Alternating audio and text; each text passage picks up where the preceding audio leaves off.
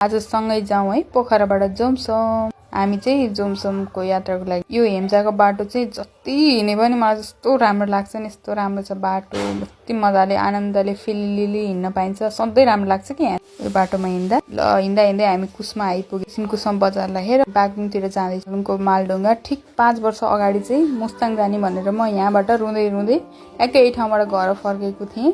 जे कुराको लागि पनि एउटा टाइम हुँदो रहेछ हैन। सालीलाई चाहिँ बागलुङलाई बाई भन्दै हामी लाग्यौँ बेनीतिर। बेनीको बाटो चाहिँ यस्तो खतम, मालढुङ्गादेखि बेनीसम्म हाम्रो झगडै भएर बाटोमा हिँड्दा हिँड्दा यस्तो खतम बाटो। बेनीसम्म पुग्दा त टाउकै दुखिसकेको थियो। फाइनली हामी पुग्यौँ बेनी।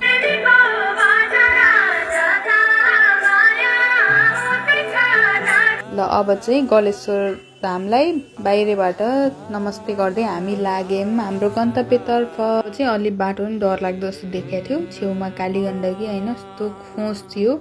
अनि तर दृश्यहरू चाहिँ राम्रै थियो, रमणीय नै थियो। बाटो कतै राम्रो कतै अफ त्यस्तै नै थियो, त्यति नराम्रो पनि होइन। हामीले चाहिँ यो सिनहरू हेर्दै हामी पुग्यौँ तातो पानी। यो चाहिँ तातो पानी बजार। यहाँ चाहिँ तातो पानी कुण्ड पनि छ एउटा दुईटा। हामी हिमालको भ्यूहरू हेर्दै गयौँ। त्यहाँ पुग्दा त पानी परेपछि त एकदम टेन्सन भयो कि कहिले नहिँडेको बाटो कस्तो हो के हो कहाँनिर के छ भन्ने थाहा थिएन।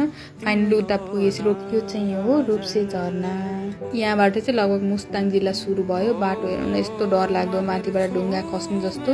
त्यही भएर हामी फटाफट गयौँ यो बाटोमा चाहिँ कतै पनि नबोलिकन। अनि पानी पनि पर्ला जस्तो भएको थियो नि त। अनि यो ठाउँ त यति राम्रो पानी परेपछिको भ्यू, हिउँ टक्क होइन, हिमाल यस्तो राम्रो, छोड्नै मन नलाग्ने ठाउँ यो चाहिँ। हो फाइनल्ली हामी जोमसोम आइपुग्यौँ। यो जोमसोम बजार। Thanks for watching.